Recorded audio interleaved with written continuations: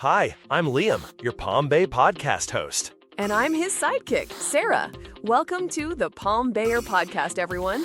Today, we're diving into something super important for our city's future, the Charter Review Commission. That's right, Sarah. The City Council decided to establish a Charter Review Commission back on January 16, 2025. For those who might not know, the city charter is basically Palm Bay's constitution. And this commission, made up of electors from our city, has the job of reviewing the charter and recommending any additions or deletions. Think of it as a deep dive checkup to make sure our city's foundational document is still working best for all of us. Each council member gets to appoint 2 electors of the city to serve on the CRC. Exactly. They're scheduled to start their meetings around July or August of 2025, and they'll be looking at the entire city charter. It's a big task, and they have until August 2026 to get any proposed amendments to the Supervisor of Elections. So, what specific things are on their to-do list? I heard there are some pretty significant topics up for discussion. You heard right. The agenda is quite comprehensive. They'll be examining the council vacancy appointment process, how we fill spots if a council member can't finish their term. That's a crucial one. What else? They're also looking into the requirements to run for office here in Palm Bay, which could impact who can throw their hat in the ring for future elections. Interesting.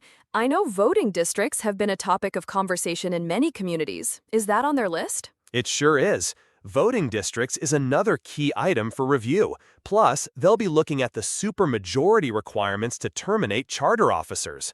That's about how many council votes it takes to remove certain high-level city officials. Okay, that's a lot of important governance stuff, but I also heard something about a certain cap. Ah, yes, the much-discussed 3% cap.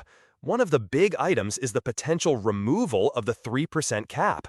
This cap, as folks may know from our reporting at the Palm Bayer, is detailed in Section 6.01 of the City Charter and restricts annual property tax revenue growth. Right, and that cap can only be exceeded if a supermajority of the city council agrees there's an emergency or critical need. So reviewing its removal is a pretty big deal for the city's financial future. Definitely. It has implications for everything from city services to infrastructure, especially with Palm Bay's growth. But simply removing it isn't the only option on the table. There's also discussion about potentially amending the 3% cap. Amending it how? Well, one of the ideas being explored is to change Palm Bay's 3% cap so that it only applies to the annual increase in assessed value of homestead properties. This would make our local cap mirror the state's Save Our Homes amendment. So non-homestead properties wouldn't be under that same 3% restriction anymore? Precisely. Currently, our city charter applies this 3% cap to overall property tax revenue growth. If it were amended to apply only to homestead property assessments, it would remove that citywide revenue constraint. This could potentially allow for greater overall property tax revenue growth, especially from non-homestead properties and new construction, which resets to market value. That sounds like a significant shift.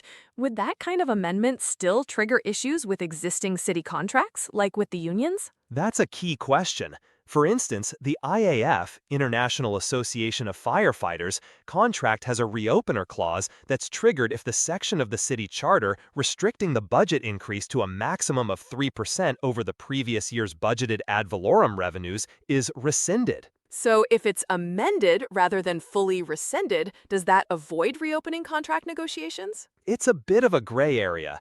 One argument could be that amending the cap, rather than repealing it entirely, might not trigger that clause, because a 3% cap would technically still exist in the charter, just in a modified form.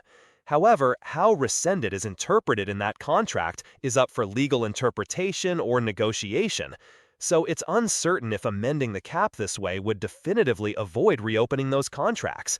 It's one of the complexities the Charter Review Commission will need to consider. It definitely sounds like they have a lot to weigh. It's all about finding the right balance for our community. And remember, any proposed changes to the charter that come out of this review will ultimately be submitted to the electors, that's us, the voters, to decide. Absolutely. And we'll be keeping a close eye on the Charter Review's progress and discussions here at the Palm Bayer Podcast, and of course, on the Palm Bayer News platform. Thanks for tuning in, everyone. Join us next time on the Palm Bayer Podcast, everyone. Stay informed, Palm Bay. In accordance with Florida Sunshine Law, FS 286, published information and opinions are subject to these statutes. While public discussion by any individual is not restricted, Florida statute strictly forbids committee members from discussing such matters amongst themselves outside of a publicly noticed meeting. All official committee deliberations must occur openly.